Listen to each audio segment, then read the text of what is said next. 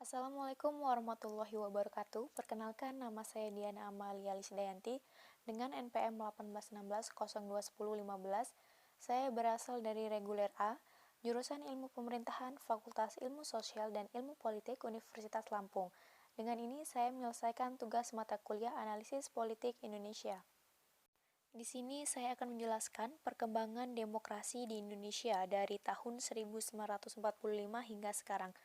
Perkembangan demokrasi masa revolusi kemerdekaan yaitu pada tahun 1945 sampai tahun 1950. Perkembangan demokrasi parlementer pada tahun 1950 sampai tahun 1959. Untuk selanjutnya yaitu perkembangan demokrasi terpimpin pada tahun 1959 sampai tahun 1965. Perkembangan demokrasi dalam pemerintahan Orde Baru, dan yang terakhir yaitu perkembangan demokrasi pada masa reformasi pada tahun 1998 sampai dengan sekarang. Perkembangan demokrasi masa revolusi kemerdekaan pada tahun 1945 sampai tahun 1950. Indonesia masih berjuang menghadapi Belanda yang ingin kembali ke Indonesia. Pada saat itu pelaksanaan demokrasi belum berjalan dengan baik. Hal itu disebabkan oleh masih adanya revolusi fisik. Untuk menghindari kesan bahwa negara Indonesia adalah negara yang absolut, maka pemerintah mengeluarkan Maklumat Wakil Presiden nomor 10 tanggal 16 Oktober tahun 1945. KNIP berubah menjadi lembaga legislatif. Maklumat Pemerintah tanggal 3 November tahun 1945 tentang pembentukan partai politik, dan yang terakhir Maklumat Pemerintah tanggal 14 November tahun 1945 tentang perubahan sistem pemerintahan presidensil menjadi parlementer. Perkembangan demokrasi pada periode ini telah meletakkan hal-hal yang mendasar. Yang pertama yaitu pemberian hak-hak politik secara menyeluruh. Yang kedua, presiden yang secara konstitusional ada kemungkinan untuk menjadi diktator. Dan yang ketiga, dengan maklumat wakil presiden, maka dimungkinkan terbentuknya sejumlah partai politik yang kemudian menjadi peletak dasar bagi sistem kepartaian di Indonesia untuk masa-masa selanjutnya dalam sejarah kehidupan politik kita. Yang selanjutnya adalah perkembangan demokrasi parlementer pada tahun 1950 sampai tahun 1959. Periode ini pemerintahan negara Indonesia tahun 1950 sampai tahun 1959 menggunakan undang-undang sementara sebagai landasan konstitusionalnya. Pada masa ini adalah masa kejayaan demokrasi di Indonesia, karena hampir semua elemen demokrasi dapat ditemukan dalam perwujudan kehidupan politik di Indonesia.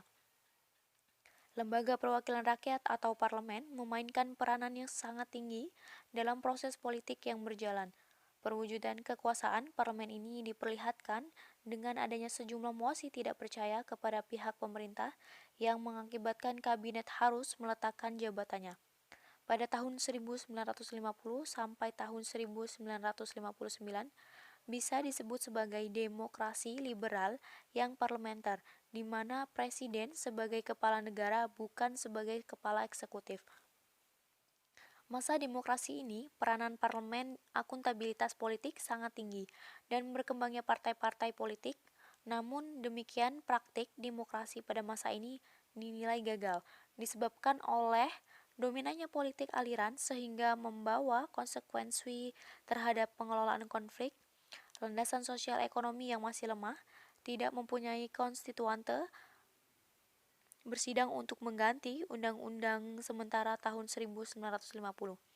Persamaan kepentingan antara Presiden Soekarno dan kalangan Angkatan Darat yang sama-sama tidak senang dengan proses politik yang berjalan. Atas dasar kegagalan itu, maka Presiden mengeluarkan Dekret Presiden tahun 1959, yaitu dibubarkannya konstituante kembali ke Undang-Undang Dasar 1945, tidak berlaku Undang-Undang Sementara tahun 1950, pembentukan MPRS dan DPAS. Untuk selanjutnya yaitu perkembangan demokrasi terpimpin pada tahun 1959 sampai tahun 1965. Pengertian demokrasi terpimpin menurut TAP MPRS nomor 7 MPRS tahun 1965 adalah kerakyatan yang dipimpin oleh hikmat kebijaksanaan dalam permusyawaratan perwakilan yang berintikan musyawarah untuk mufakat secara gotong royong di antara semua kekuatan nasional yang progresif revolusioner dengan berporoskan nasakom dengan ciri yang pertama dominasi presiden, yang kedua terbatasnya peran partai politik, yang ketiga berkembangnya pengaruh PKI. Sejak berakhirnya pemilihan umum tahun 1955, Presiden Soekarno sudah menunjukkan gejala ketidaksenangannya kepada partai-partai politik. Hal itu terjadi karena partai politik sangat orientasi pada kepentingan ideologinya dan kurang memperhatikan kepentingan politik nasional secara menyeluruh. Di samping itu, Soekarno melontarkan gagasan bahwa demokrasi parlementer tidak sesuai dengan kepribadian bangsa Indonesia yang dijiwai oleh Pancasila. Penyimpangan masa demokrasi terpimpin antara lain yang pertama yaitu mengaburnya sistem kepartaian, pemimpin partai banyak yang dipenjarakan. Untuk selanjutnya, peranan parlemen lemah bahkan akhirnya dibubarkan oleh presiden dan presiden membentuk DPR GR. Jaminan HAM lemah, terjadi sentralisasi kekuasaan, terbatasnya peranan pers, kebijakan politik luar negeri sudah memihak ke RRC, Blok Timur. Setelah terjadi peristiwa pemberontakan G30 September tahun 1965 oleh PKI menjadi tanda akhir dari pemerintahan Orde Lama. Yang selanjutnya yaitu perkembangan demokrasi dalam pemerintahan Orde Baru. Pemerintahan Orde Baru ditandai oleh Presiden Soeharto yang menggantikan Insinyur Soekarno sebagai Presiden kedua Indonesia.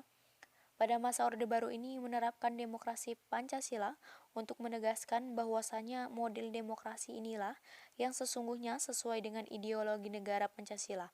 Awal Orde Baru memberi harapan baru pada rakyat pembangunan di segala bidang melalui pelita 1, 2, 3, 4, 5. Pada masa Orde Baru berhasil menyelenggarakan pemilihan umum tahun 1971, 1977, 1982, 1987, 1992, dan 1997.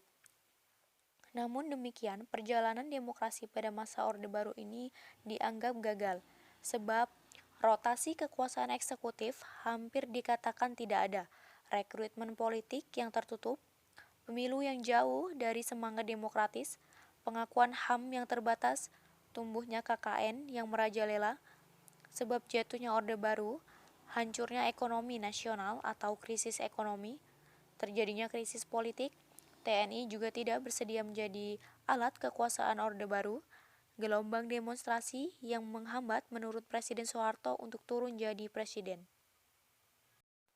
Orde Baru mewujudkan dirinya sebagai kekuatan yang kuat dan relatif otonom, dan sementara masyarakat semakin terrealisasi dari lingkungan kekuasaan dan proses formulasi kebijakan. Keadaan ini adalah dampak dari yang pertama yaitu kemenangan mutlak dari kemenangan Golkar dalam pemilu yang memberi legitimasi politik yang kuat kepada negara. Yang kedua, dijalankannya regulasi-regulasi politik semacam birokrasi, depolitisasi, dan institusionalisasi. Yang ketiga, dipakai pendekatan keamanan. Yang keempat, intervensi negara terhadap perekonomian dan pasar yang memberikan kekuasaan kepada negara untuk mengakumulasikan modal dan kekuatan ekonomi. Yang terakhir yaitu tersedianya sumber biaya pembangunan baik dari eksploitasi minyak bumi dan gas serta dari komoditas dan pajak domestik maupun yang berasal dari bantuan luar negeri dan akhirnya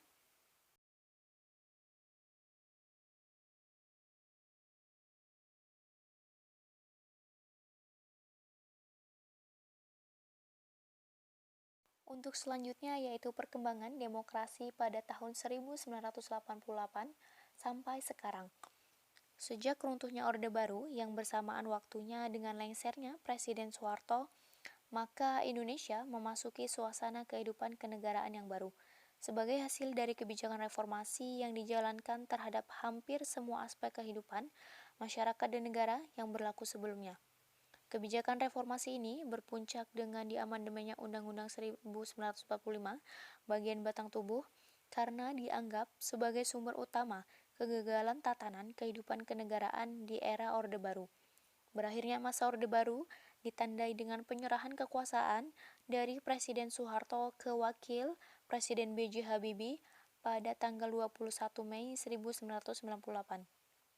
Masa reformasi berusaha membangun kembali kehidupan yang demokratis, antara lain keluarnya ketetapan MPR nomor 10 MPR 1998 tentang pokok-pokok reformasi, ketetapan nomor 7 MPR 1998 tentang pencabutan TAP MPR tentang referendum, TAP MPR RI nomor 8 MPR 1998 tentang pembatasan masa jabatan Presiden dan Wakil Presiden RI.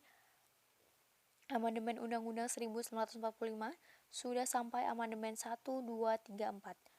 Pada masa reformasi berhasil menyelenggarakan pemilihan umum sudah 2 kali, yaitu tahun 1999 dan tahun 2004.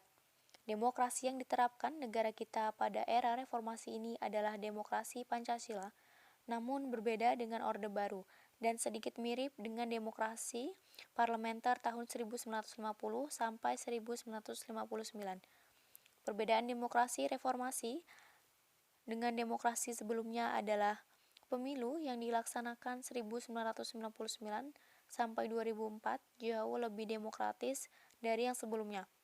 Rotasi kekuasaan dilaksanakan dari mulai pemerintahan pusat sampai pada tingkat desa.